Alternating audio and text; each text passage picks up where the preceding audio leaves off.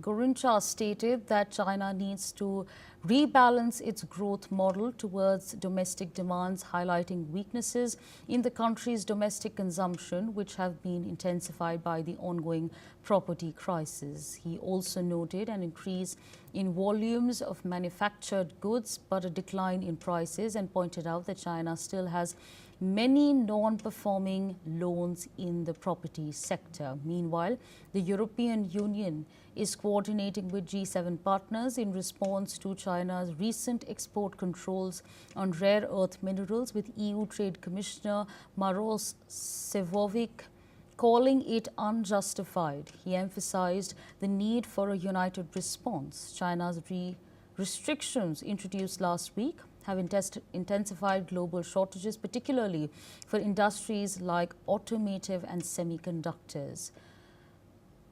Sefcovic and U.S. Commerce Secretary Howard Lutnick are considering ways to diversify supply chains.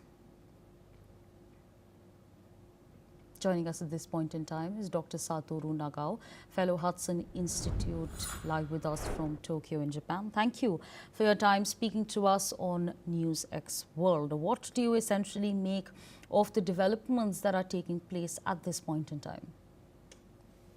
China's restriction to exporting the rare earths is when we check the timing, this was happened just before the negotiation between the U.S. and China.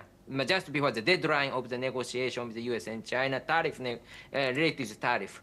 So that is the reason it looks like the main target could be the United States. But the reality is a little bit different because in case of China's restrictions, it is imposing not only the United States but also the other country, including the all G7 country or India or others. So that's why indeed this is a restriction under the process to change China's strategy towards any part of the world. So under the current situation, China is start accept a new situation, which is U.S. and the other Western countries see China as a rival. And in the near future, the Western country will diversify the source of the rare earths, and China will lose the domination status about the rare earth supply.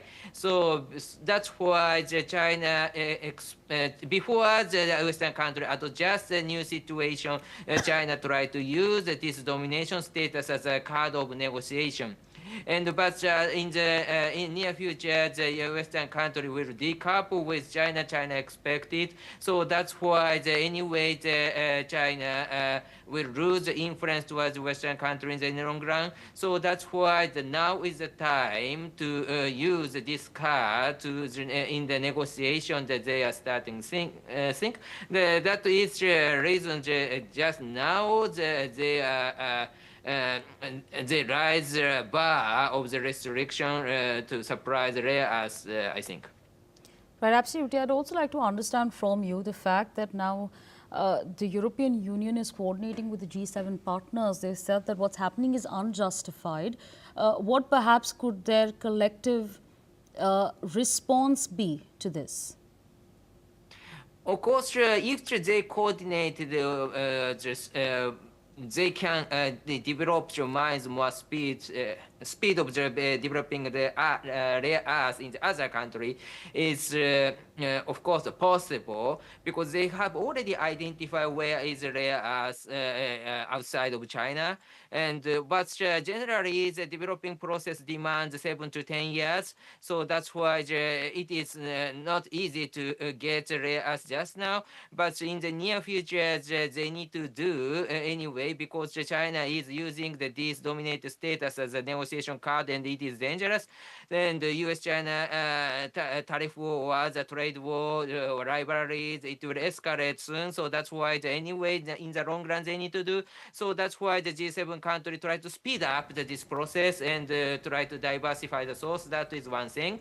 And at the same time, of course, to limit China's use of this card, of course, how to make the pressure towards China is matter. So in the negotiation, of course, G7 country can coordinate. For example, exporting the machine to produce a semiconductor is China is rely on the other country. For example, Japan and the Netherlands, these countries. So in this case, it could be the negotiation card if the China limits rares production to rare supply. Of course, the G7 country can prepare something other card to make pressure toward China.